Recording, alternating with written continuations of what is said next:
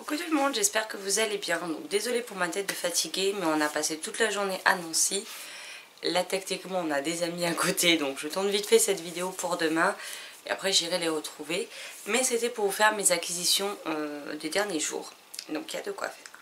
Donc on commence tout de suite avec les livres trouvés à la boîte aux livres. Donc j'ai tout d'abord trouvé Retiens ton souffle de Caroline Coman à l'école des loisirs dans leur collection Medium. Ensuite, on a La sorcière de la rue Mouffetard et autres contes de la rue Breca de Pierre Gripari, donc chez Folio Junior, qui est une édition spéciale que vous pouvez commencer par la fin.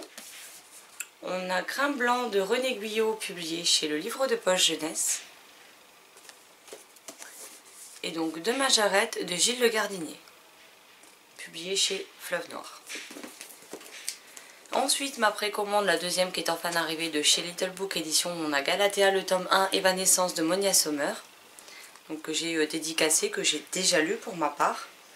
Mais donc j'attends la suite avec impatience. Et j'aime beaucoup voilà, ceci. Après, le seul truc, c'est que, alors vous les payez pas très cher, mais par contre c'est écrit très petit dedans. Donc faut éviter de lire ça tard le soir parce que sinon on est dans la muse, ou alors il faut avoir une excellente vue.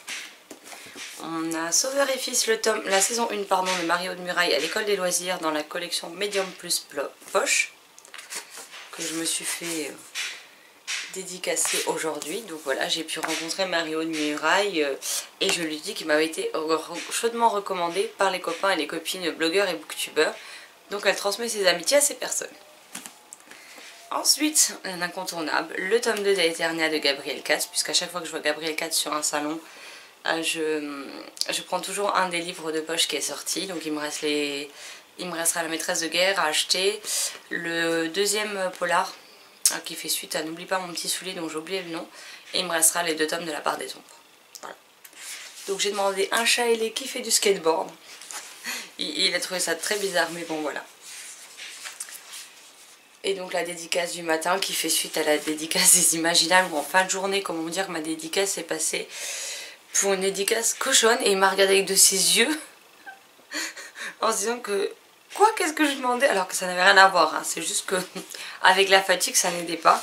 Donc il m'a mis pour Valou, dédicace du matin totalement respectable, même pas interdite au moins de 16, t'as bien fait de venir tôt amicalement. Donc voilà. Ensuite chez Manon Fargueton, je lui ai pris le livre de toutes les réponses sauf une de donc chez Rajo, qui est très court puisqu'il fait 189 pages et puis c'est du Rajo, donc c'est écrit très gros et je pense qu'il traînera pas longtemps dans ma pile à lire.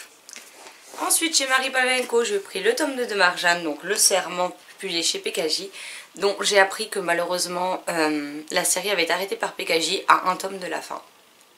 Donc pour l'instant, en tout cas, je lui ai demandé, il n'y a aucun tome 3 de prévu, il n'est même pas écrit. Donc voilà. Donc si jamais vous n'avez pas commencé cette série et que vous voulez absolument connaître la fin, un conseil, ne l'achetez pas parce que cette fin vous ne l'aurez pas, quoi. Et voilà, Marie Pavlenko nous a tout de suite prévenu. Bon, moi je suis en train de lire le tome 1, donc je veux quand même poursuivre, tant pis.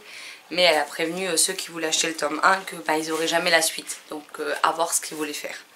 Mais j'ai trouvé ça franchement super gentil et super honnête de sa part, parce que pourtant c'est des livres qui ont été écrits par elle et elle n'encourage pas à les acheter étant donné que bah, malheureusement on n'aura jamais la suite. Ensuite un livre dont je vous ai repartagé ma chronique sous son ancien nom qui était 20 Rules de Carol Cerruti en auto-édition. Il a été publié donc chez City dans leur collection Dreamland et il se renomme Masque, donc de Carol Cerruti.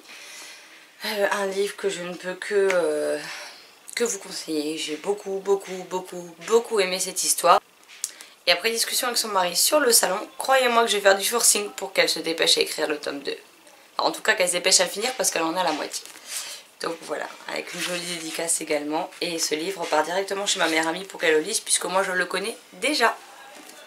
Ensuite d'une autre copine auteur, nous avons Le parfum de la pluie. Alors là c'est écrit de Liu Tenchi en auto-édition.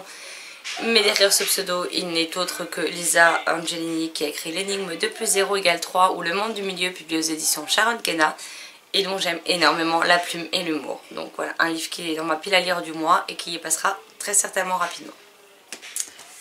Ensuite, nous avons Zombies Arby, le premier tome de la série enfin la trilogie plus exactement.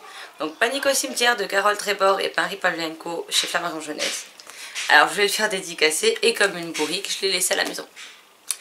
Donc quand je reverrai Marie, je lui ferai dédicacer celui-là. Ensuite nous avons Imami de Suzy Morgenstern aux éditions L'École des loisirs dans leur collection Medium Poche, donc, qui est à 6,80 €, donc voilà. Un livre que j'hésitais depuis longtemps à acheter parce qu'il me faisait envie, en même temps il me faisait peur, et puis la vie de Steph a fini par me convaincre.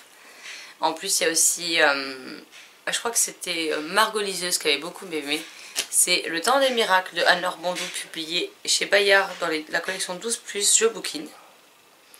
Donc voilà, c'est un livre qui me fait aussi envie, qui me fait peur, il fait 247 pages, pareil il est à 6,50 €, donc un tout petit prix et une histoire prenante, donc j'ai hâte de voir ce que ça peut donner. Ensuite, un livre qui était dans ma wishlist depuis sa sortie, nous avons Lise et les hirondelles de Sophie Adriansen, qui est également l'auteur de Max et les poissons, publié chez Nathan. Donc voilà.